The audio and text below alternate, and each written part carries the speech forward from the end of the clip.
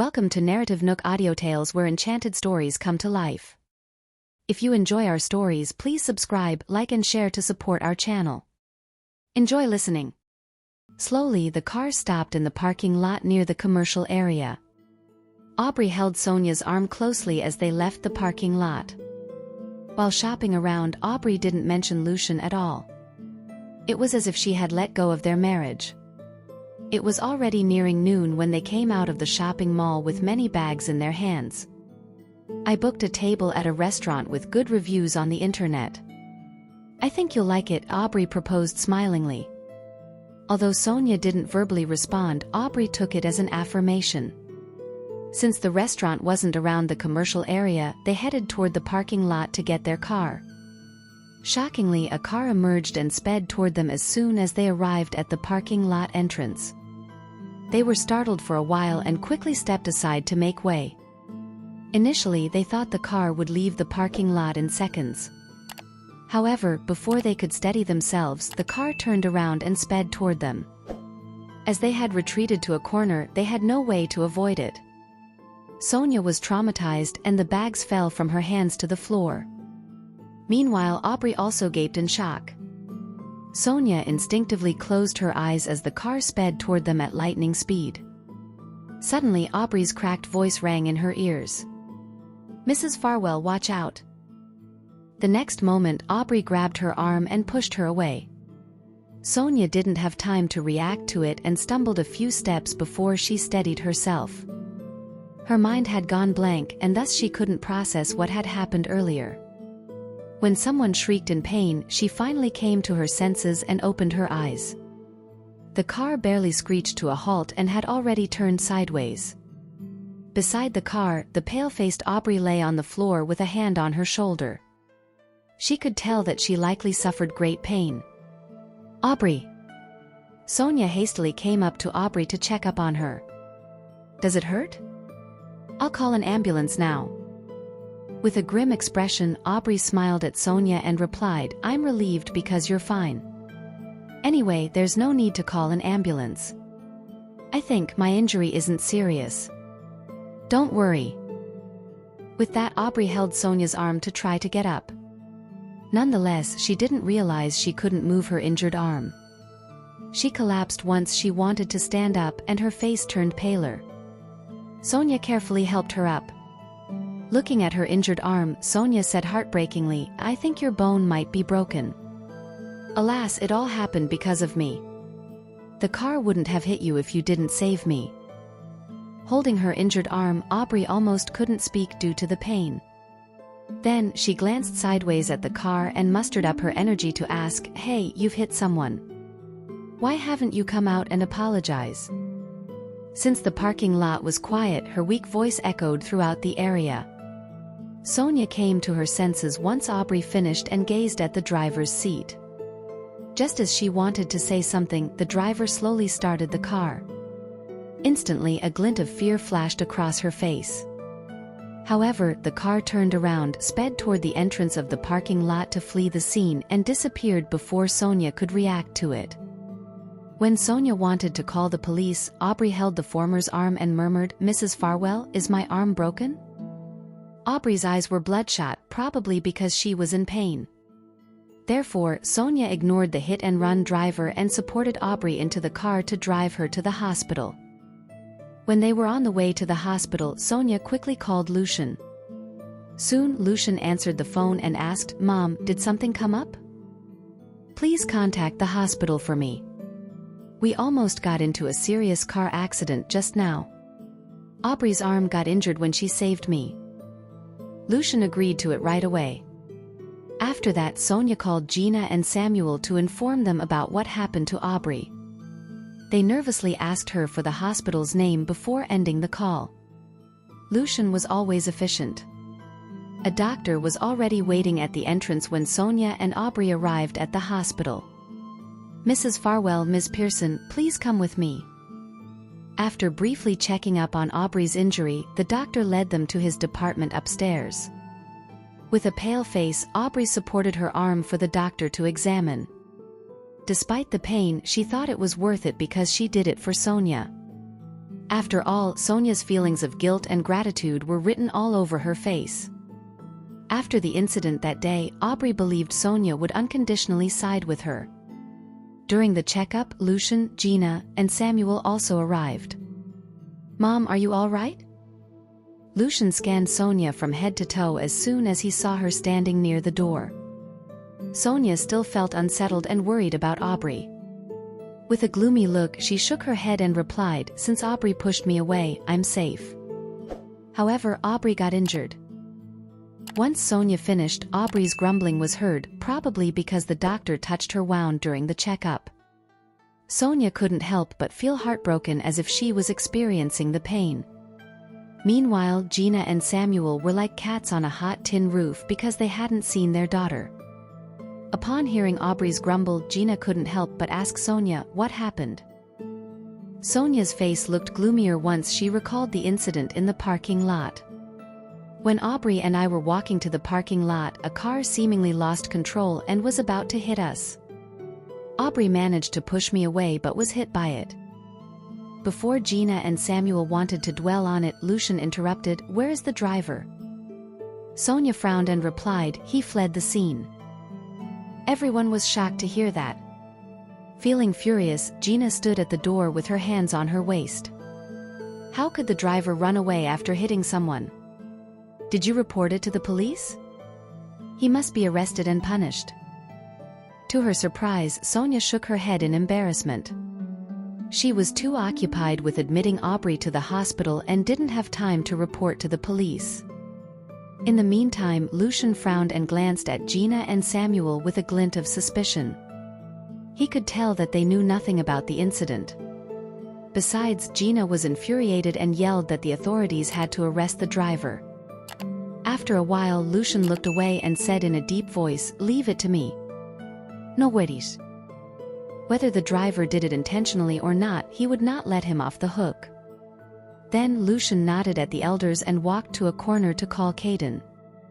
After asking him to report the incident to the police, Lucian also instructed him to get some men to investigate it. Caden agreed to do it without hesitation.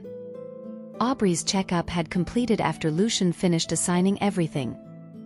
As soon as the doctor asked them to come in, Gina and Samuel rushed into the room, followed by Sonia. Lucian leisurely followed them while having doubts about the incident. Deep down, he couldn't help but think it was too much of a coincidence. Upon entering the consultation room, Lucian saw Aubrey's exposed shoulder, along with a bandage around her shoulder. Gina and Sonia were standing next to Aubrey, staring at the doctor. "Doctor, how's Aubrey's injury? Is it serious?" The doctor took a glance at Lucian, who had just arrived at the door. Then he turned back to explain to the ladies. "Apart from fracturing a bone in her arm, Miss Pearson is all right. She just needs to rest for a period of time and let it heal.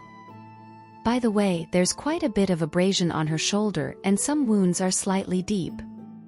I'm afraid some scars will remain on the affected area." Everyone was stunned at his words. Gina was the first to recollect herself. She hung her head low and gazed at her daughter's bandaged shoulder in disbelief. "Is the injured area big?" The doctor nodded. Aubrey, on the other hand, sat quietly on the chair. Despite her unfazed expression, she was filled with frustration. She indeed had intended to put on a ruse to garner sympathy. Never in a million years would she have thought that a severe mishap would befall her. During the checkup, the doctor had already informed her about it. She also witnessed her open wounds before they were swathed in gauze.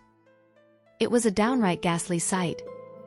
With things having come to this, there was no way she could turn back time and change the outcome. The only thing Aubrey regretted was letting the doctor cover up her wounds too fast. She was hoping that Sonia could see the lacerations suffered with her own eyes. This was so that Sonia would feel extremely terrible about it. Although Sonia did not get to see Aubrey's wounds, she was stricken with guilt when she heard what the doctor said. "Don't you have a way to ensure that no scars are left behind? Please do so, regardless of the cost." The doctor was put in a difficult spot. "Actually, there's one solution. However, it may require Ms. Pearson to bear some hardships. What is it? Gina asked hastily. Ms. Pearson can consider going through a skin transplant surgery once her wounds are healed. I can refer you to a hospital that guarantees a perfect outcome, the doctor suggested. Gina sulked when she heard that. What's the point? The surgery will only cover up the scars. What about the areas where the skin is replaced? Won't there be scars too? My daughter was perfectly well until this happened, leaving so many scars on her body. Aubrey's brows snapped together upon noticing that her mother got all worked up and started to argue with the doctor. Hence she cut Gina off. It's okay, Mom. It's just a few scars. Anyway, they aren't located on my face. I'll just have to wear clothes with sleeves more often. It's not a big deal. Thereafter, Aubrey's gaze swept across Sonia's face. The latter's guilt turned more and more intense as she realized how understanding Aubrey was. Aubrey got hurt because she wanted to save me. Don't you worry, I'll bear all the consequences. It suddenly dawned on Gina that Aubrey had a hidden agenda.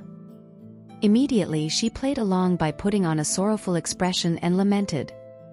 I'm not too worried about the scars. What bothers me the most is how other people will view Aubrey. She's not getting any younger. With those scars on her body, will she be able to get married? Will her future partner accept her? Gina's eyes gradually turned red as she got emotional. At that moment, Aubrey was relieved. She pretended to comfort her mother. Don't worry, Mom. I believe that the person who truly loves me won't mind these scars. It's just like... Then Aubrey instinctively glanced at Sonia and displayed a dejected expression. Even though she did not finish her sentence, the others knew exactly what she wanted to say. It's just like my unrequited love for Lucian over the years. I don't mind that he has never paid any attention to me. Sonia was moved to tears. She turned and stared at her son. Then she said to him earnestly, I caused Aubrey to get injured. During her recovery, you ought to take good care of her on my behalf in order to repay Aubrey for her kindness. Feeling smug, Sonia's response unequivocally took Aubrey by surprise. The latter quickly turned her head only to realize that Lucian was standing by the door. Instantly she reviewed her speech in her head and was relieved that she did not say anything that could have exposed her scheme. Her gaze then fell on Sonia. There's no need for you to be so formal, Mrs. Farwell. It was something I should have done. Please don't even mention it, she said in a gentle voice. Sonia furrowed her brows and replied, You're such a sweet girl. Are you trying to make me feel more terrible than I already am? Obediently, Aubrey said nothing else. Sonia shot Lucian a glance. If it weren't for Aubrey, you wouldn't be able to see me standing here anymore. No matter what, the Farwell family owes Aubrey a favor. I'm still in shock, so I don't think I'm the best person to take care of her right now. Therefore, it's your duty to care for her in the meantime. At that point, everyone in the room had their eyes on Lucian. Frowning, the latter said curtly, Okay. He had no intention of getting acquainted with Aubrey. However, he could not find any excuse to reject his mother since Aubrey did save Sonia this time. The crowd heaved a sigh of relief when they heard him saying yes. It was even more so for Aubrey, whose spirits rose triumphantly. Although she was a little taken aback by the accident and its outcome, she was even more surprised by how the events had unfolded before her eyes to her advantage. Initially, she wanted to make use of her injuries to sow guilt in Sonia and make her an ally against Roxanne. It turned out she received something better. If that's the case, I must thank you in advance for taking care of Aubrey. Gina smiled at Lucian, but the latter nodded indifferently.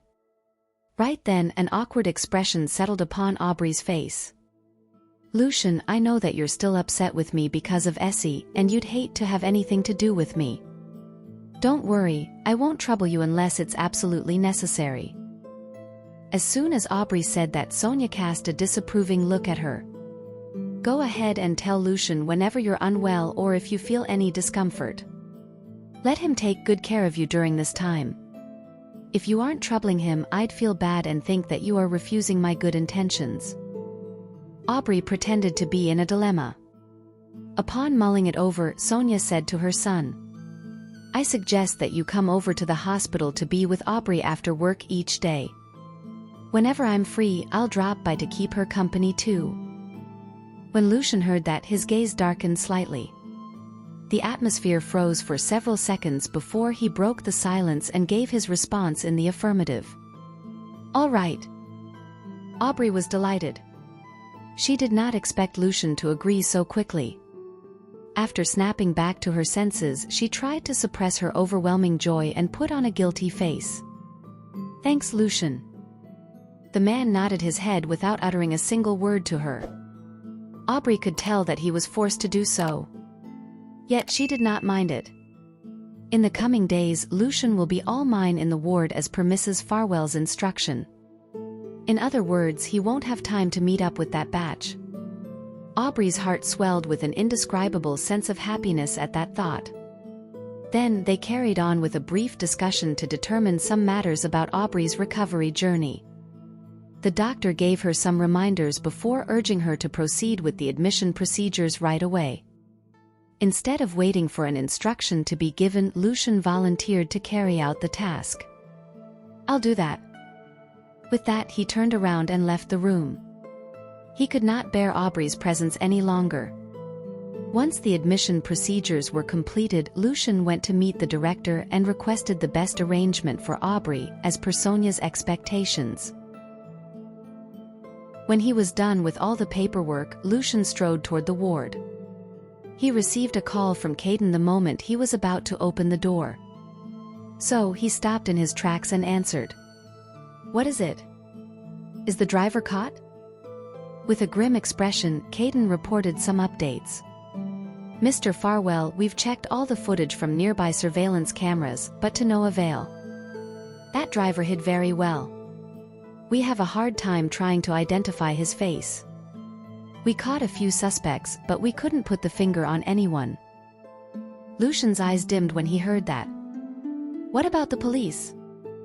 "According to Mom, the incident happened right under the noses of the public. How is it possible that they have no clue about the culprit?" Caden said solemnly, "It's the same with the police. A few suspects have been arrested for further interrogation. Anyhow, I don't think it's any of them." "I see. Keep investigating," Lucian uttered briefly, to which Caden obeyed hastily. After hanging up, Lucian had a serious look on his face. The incident happened in public, and yet no one is able to catch the culprit red-handed. If what Caden said was true, the person must have orchestrated the plan extremely well in order to keep it under wraps. Then something fishy must be going on behind the scenes. Just as he was in deep thought, the door to the ward opened and Sonia walked out of the room. She complained the moment she saw him standing outside. "What took you so long?" "I came out to look for you." "Hurry up and get inside." Lucian gathered his thoughts and followed his mother into the room. Aubrey was resting on the bed with the Walkers couple by her side. Her injuries were undoubtedly quite severe. Though they had been treated and bandaged, she was still suffering from throbbing pain to the point where her face turned pale. She had been leading a life of luxury and never experienced any serious injuries. This time, she truly had given her all to obtain the ultimate trust from Sonia. When Lucian walked in, Aubrey dismissed her thoughts and plastered a faint smile on her face. "You're back, Lucian." Lucian looked at her and nodded. Right before Aubrey could say anything, he queried, "Did you see the face of the driver who hit you?" Aubrey was startled by his question. She tried to stay calm and answer casually, "Mrs. Farwell and I were panic-stricken at that time. All we could think of was to protect ourselves first. There was no time for us to take a look at the driver." While speaking, her face turned ghastly as if she had recalled a terrifying memory. Sonia chimed in, "Yes, everything happened so quickly. We were scared to death. Who would be bothered to check the driver out at that critical moment?" By the time we gathered ourselves, he had already sped off. Lucian nodded. He was just trying his luck despite knowing that he could hardly get any useful information from the duo. Are you suspecting me as the mastermind who put up this show? Aubrey asked in a contemptuous tone while gazing at him, feeling aggrieved. Without waiting for a response from Lucian, Sonia turned sullen and reprimanded her son. Do you even know how dangerous it was? Is Aubrey out of her mind to bring this upon herself? Moreover, she was the one who thought about asking the driver to get out of his car to apologize. If she was behind all these, why would she want the driver to expose his face? Lucian could not help feeling a headache coming. Don't get all stressed out. That's not what I meant. I was just asking. Sonia felt very strongly about Aubrey being misunderstood. She continued, you can doubt and accuse me of what had happened. However, you cannot make any dubious assumption about Aubrey. After personally experiencing a scary episode, Sonia had complete trust in Aubrey. Lucian nodded indifferently. Yet his gut feeling was telling him that something felt very off. Sonia and the others continued to keep Aubrey company in the ward. Aubrey was actually tired of her presence. She only used Sonia to get close to Lucian. Now that the man had agreed to stay back for her, she started getting impatient that the seniors kept lingering around in the room, having no intention to leave. Despite so, she still put on a pleasant expression, pretending to be a goody two-shoes. Aubrey, you're the patient. Therefore, you should just stay in bed these 2 days and get Lucian to run errands for you. Sonia stroked the cast on Aubrey's arm. She had enough of Sonia's never-ending words of concern. With a fake smile, she replied, Thanks for the thoughts, Mrs. Farwell. I'll take note of it, but... Aubrey unintentionally swept her glance across the man at the door. Then she bit her lip and muttered pitifully. I'm already very thankful that Lucian is here with me. I can't trouble him any more than this. Sonia scanned the room for his son, only to realize that he was still standing far away from Aubrey. Fuming, she lashed out at him. Why are you standing at the corner? Aubrey is a girl and girls can be shy at times. Bear this in mind when you take care of her these few days. Be more proactive. Don't make a girl open her mouth to ask for help. Lucian merely frowned without saying a word. Seeing so, Aubrey put on a sad face and tried to speak up for Lucian. Mrs. Farwell, Lucian is always very busy at work. After knocking off, he should enjoy his free time and get some rest. Please don't insist that he come over. I can take care of myself. You don't have to worry about me. Sonia's expression lightened up a little when she saw how understanding Aubrey was. Moments later, the latter seemed to feel uncomfortable after lying down for some time. She instinctively lifted her arm and tried to prop herself up, forgetting completely that her arm was in a cast. The second she exerted force, she gasped in pain. Be careful, Aubrey. Gina noticed her daughter's action and rushed over to assist her. Her heart ached upon seeing so. I'm fine, Mom. I'm just not used to the cast. See, I can prop myself up with only one arm. It just takes time to adjust. Aubrey smiled and consoled her mother. Subsequently, she caressed her broken arm. Her eyes constantly darted on Sonia, who was already very much moved by her sensibility. Now that Sonia saw how inconvenient Aubrey's movement was, her heart wrenched even more. Don't try to act strong in front of me. Just let Lucian take care of you, okay? He has said yes anyway. You don't need to feel sorry about it. I bet you'll feel bored at the hospital, so I'll visit you whenever I'm free. Aubrey was pleasantly surprised at how Sonia was doting on her. She stole a quick glance at Lucian to check on his response. Lucian knew his mother's temperament very well. Regardless of what he would say, she had already made up her mind to make him stay at the hospital to care for Aubrey. Hence, he did not want to waste time arguing with Sonia and concluded the matter with what she wanted to hear. I'm not swamped with work these few days, so I can come over. After all, you were hurt because of my mother. I should do my part to thank you. Sonia was pleased with his answer. See, Lucian has said so. So don't make excuses anymore. Aubrey grinned and said earnestly, thank you. Despite her words, she knew better. Although Lucian verbally agreed to stay with me in the ward, he did emphasize that he obliged because I saved his mother. In other words, I've got nothing to do with him. Does he really want to keep a distance from me so badly? Speaking of which, it just so happened that Aubrey and I have yet to have our lunch. Go and ask someone to order some food. Sonia glanced at her son. Lucian observed his mother's expression and realized she had something to say, something that she didn't want him listening to. Instead of pointing it out, he nodded and left the ward. Once the door was closed, Sonia held Aubrey's hand. Aubrey was a bit confused. What's the meaning of this, Mrs. Farwell? She didn't understand why Sonia sent Lucian away first instead of just speaking her mind. Did she realize all of this was just a trick? When she thought about that, she panicked a little as her smile became more forced. Now that Lucian has left, I will speak directly to you about some matters. Sonia's tone sounded much more casual. Aubrey nodded obediently.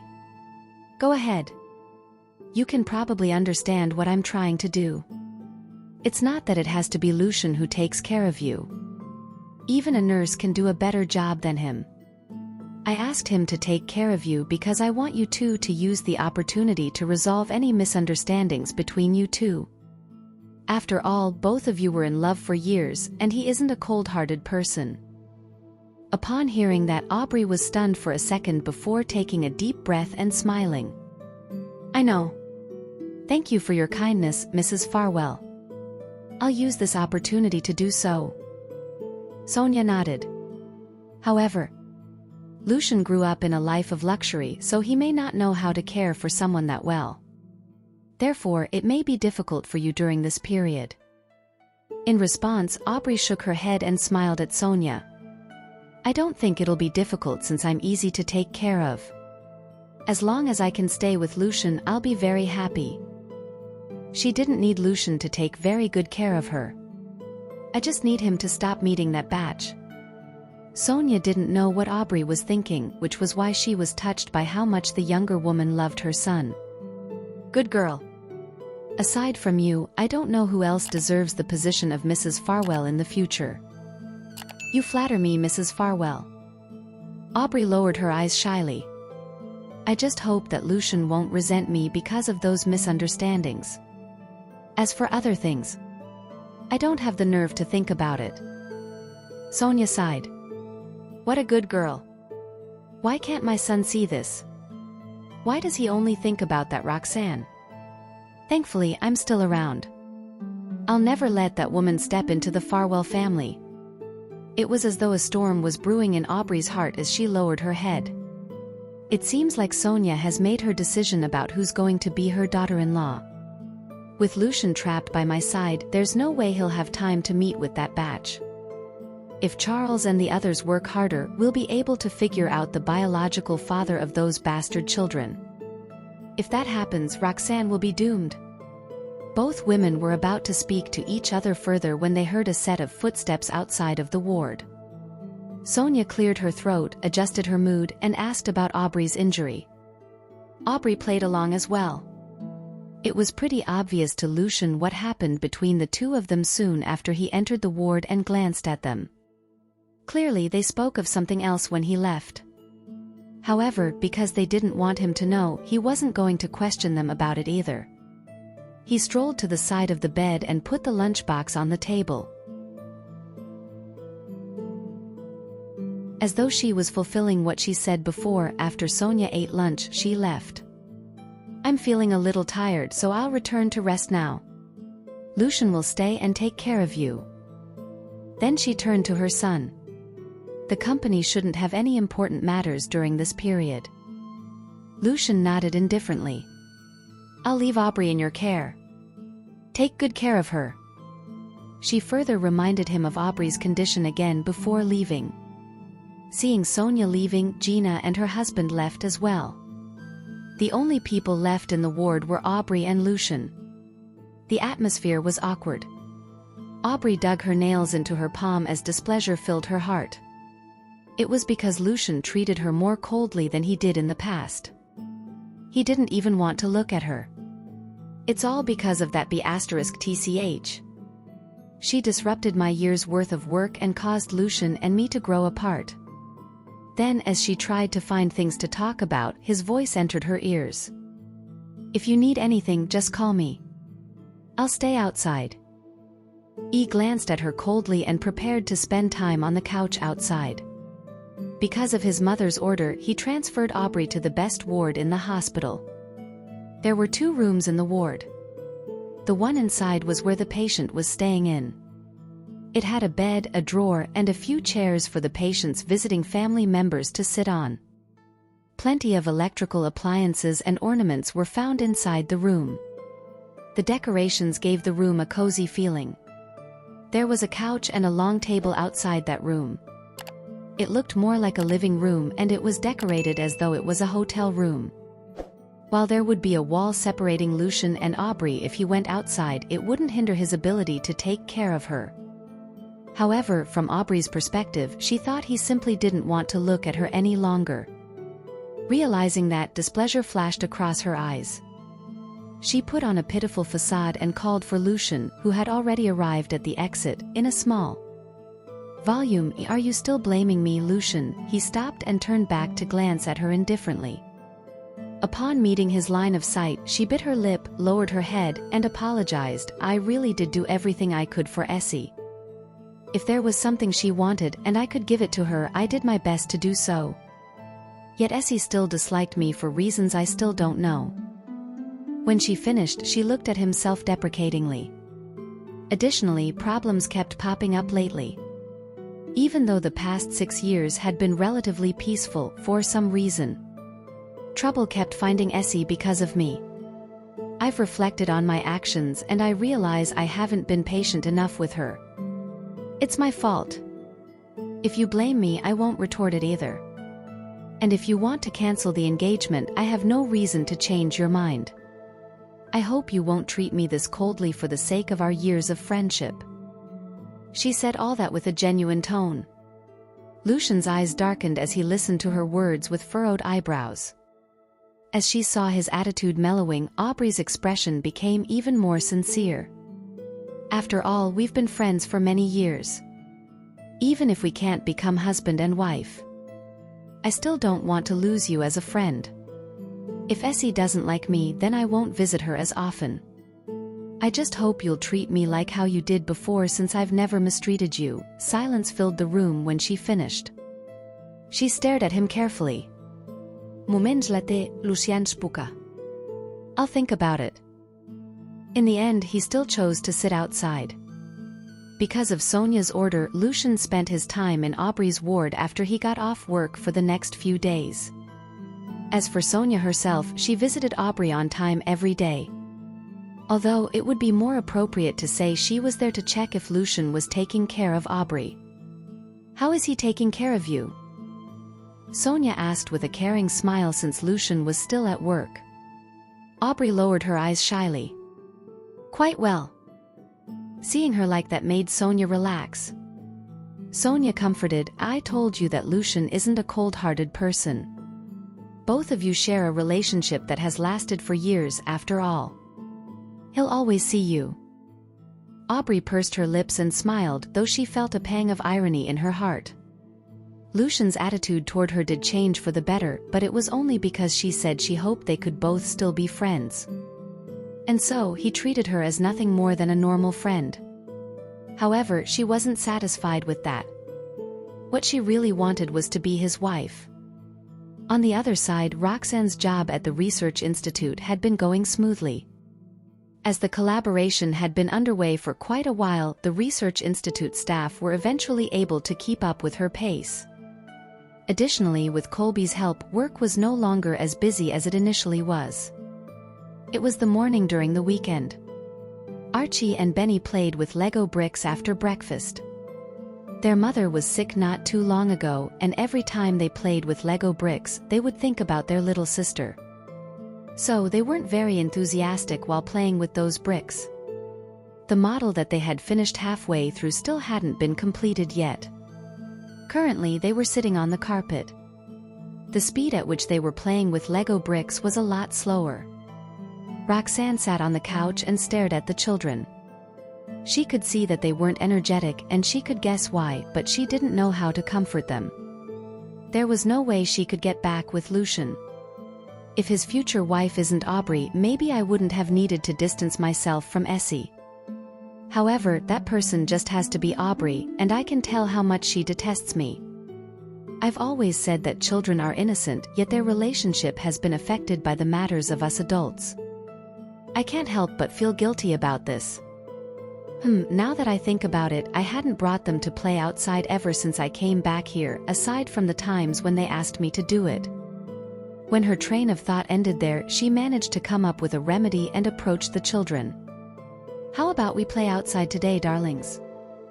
Archie and Benny put down the Lego bricks in their hands and turned to their mother with sparkling, eager eyes. Where to? Seeing how excited they were, Roxanne felt as though she had been healed. However, she just thought of the idea, so she had no clue where to bring them to. After checking the internet with her phone, she noticed there was a swimming pool nearby, so she suggested, how about we go swimming? It's been a long while since you two went swimming. It was a popular activity overseas.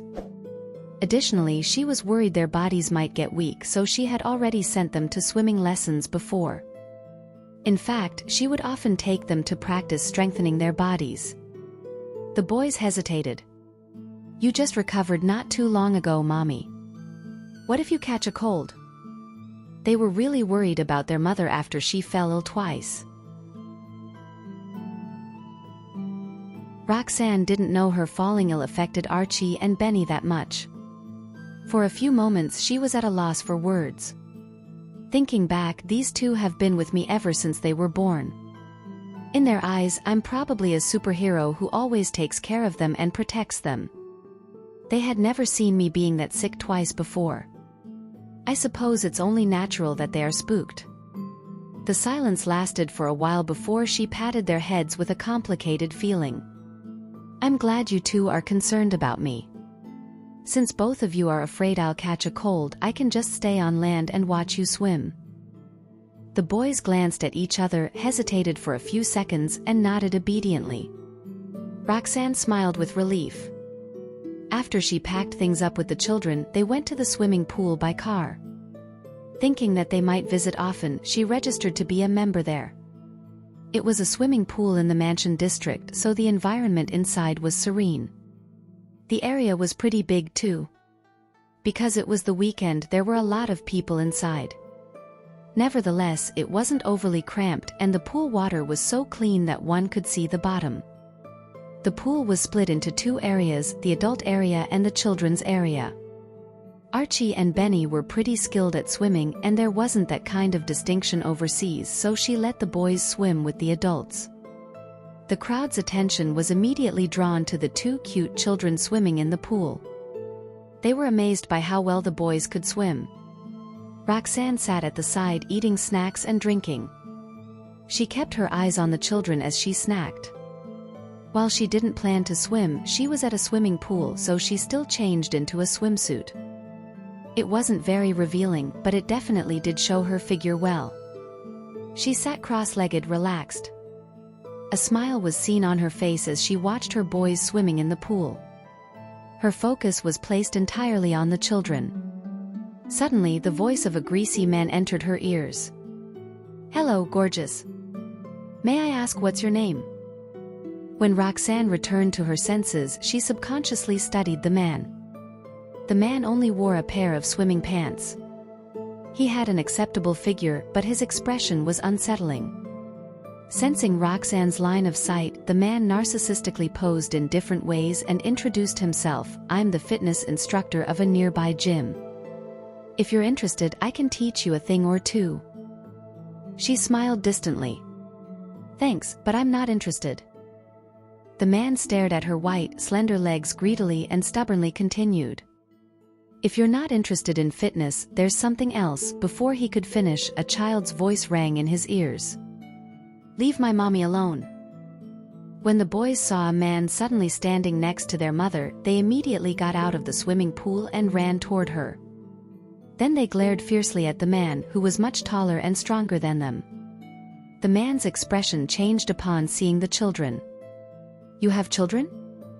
Roxanne instinctively protected Archie and Benny, yet they insisted on standing in front of her. The man studied the children for a while before staring at her again. "I don't mind that." "Well, if you're interested." Her eyebrows furrowed when she heard that. Thank you for listening. If you have enjoyed this story, please like and share so others can see it too. Also hit the subscription button and notification bell so you can be notified on our next release. Thank you for your support. God bless you.